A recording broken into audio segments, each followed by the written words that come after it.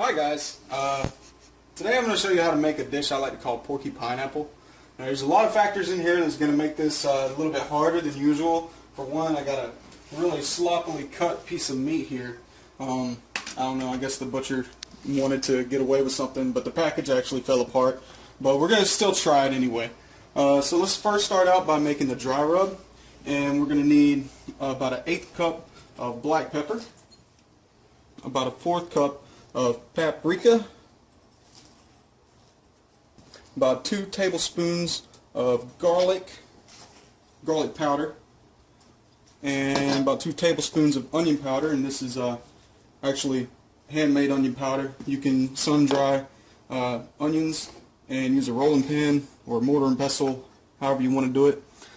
You want about a 1/4 cup of salt, and I'm using extra large granules, and I'm actually going to be a little bit liberal with this and not put as much. And we're going to need about a 1/4 cup of sugar, and this is really the key ingredient that makes it really good. And again, I'm going to use this liberally because it looks like, let's see, go ahead and mix it up. Yeah, we can use all of it. And we also want a tablespoon of either cayenne pepper or chili powder. Right now I don't have any cayenne pepper, so I'm going to use chili powder. And we want to mix that up real good.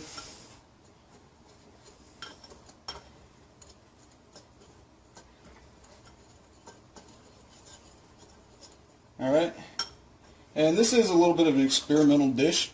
So the first thing that I'm going to do is I'm just going to go ahead, take our pork, and give it some nice scores. You want to have it, generally with a good loin, you're going to see a big layer of fat on the top, and that's what you want. You want to have it on the top so you can score it, and the fat will actually drizzle down into the meat and gives you a lot of really nice flavors.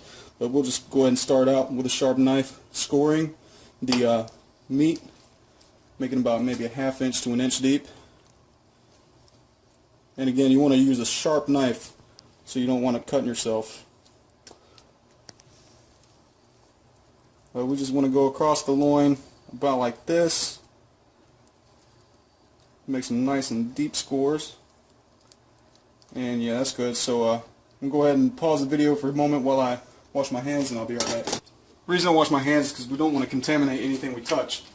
I'm actually going to take some honey, and you probably really want to use better honey than this.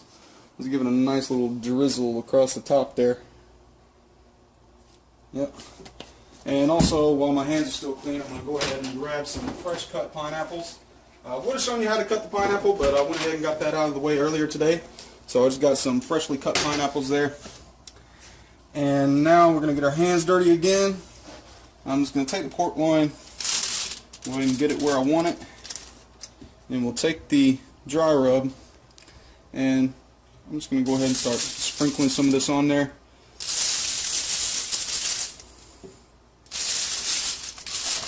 Take it and turn it over.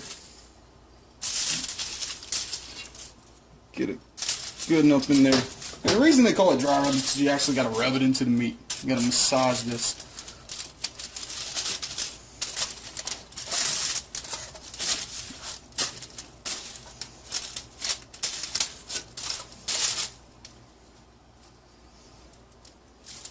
And it can get messy, don't worry, you always got cleanup time.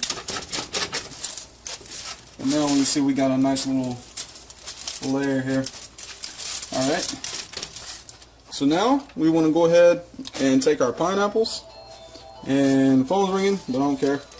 Inside of the scores, I'm actually going to stuff these pineapples in there one at a time.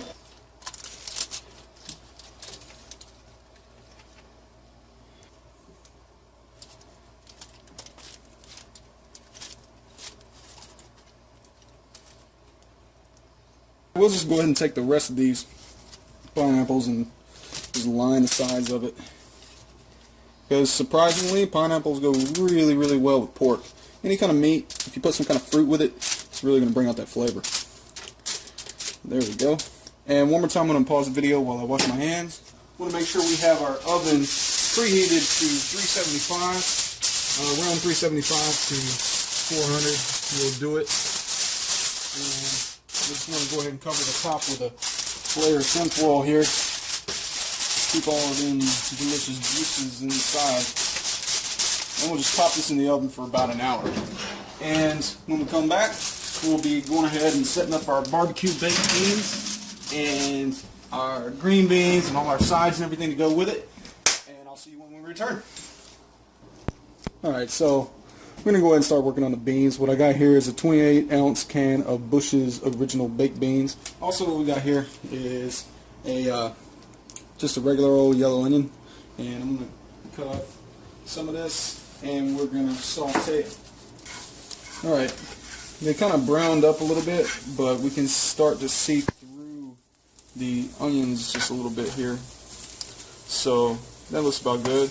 We can go ahead and we can take this and we can put it in our beans. And I'm just taking a glass pan, a baking pan, and put the beans in with some tin foil around it. Just regular old pancake syrup. And I'm going to eyeball this. You don't really need to measure it out.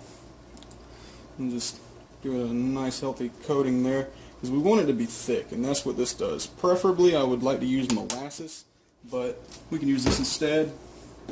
And we also want to go ahead and make some use of Jack Daniel's Hickory Brown Sugar barbecue sauce, and we want to put this in and just kind of give it a healthy layer.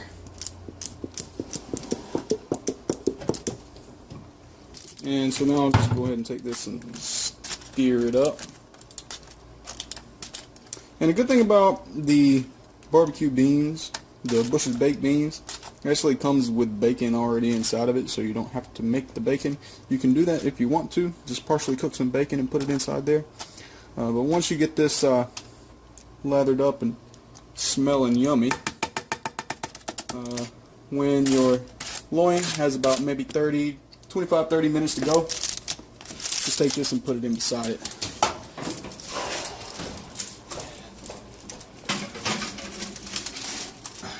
There we go.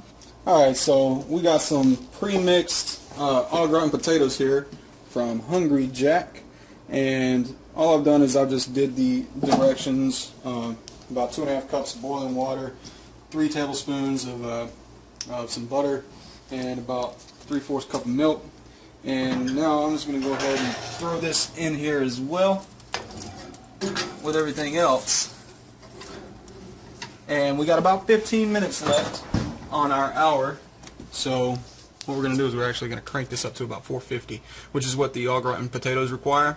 So in about 15 minutes we'll go ahead and take the rest of it out and let the potatoes finish, and then we'll put some green beans on and we'll have a full 4-course meal. Alright, so here we are about an hour into it, and let's just go ahead and check it out and see what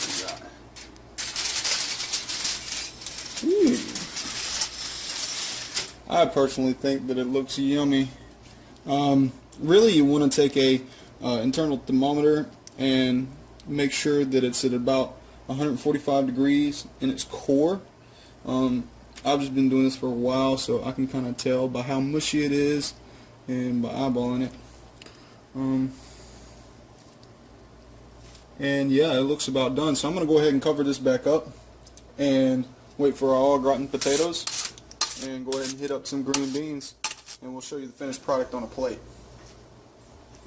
And so there you have it. The green beans were just done, like simply drain them and replace the water with butter. Let them simmer with some seasoned salt and some cracked pepper.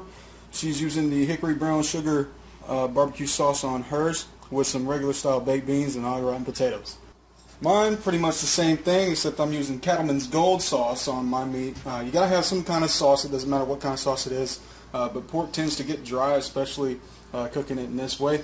But use whatever kind of sauce you want, and I always top everything that I do with pepper. So just use this with a glass of sweet tea, and there you go. You got a night full of wondrous food stuff.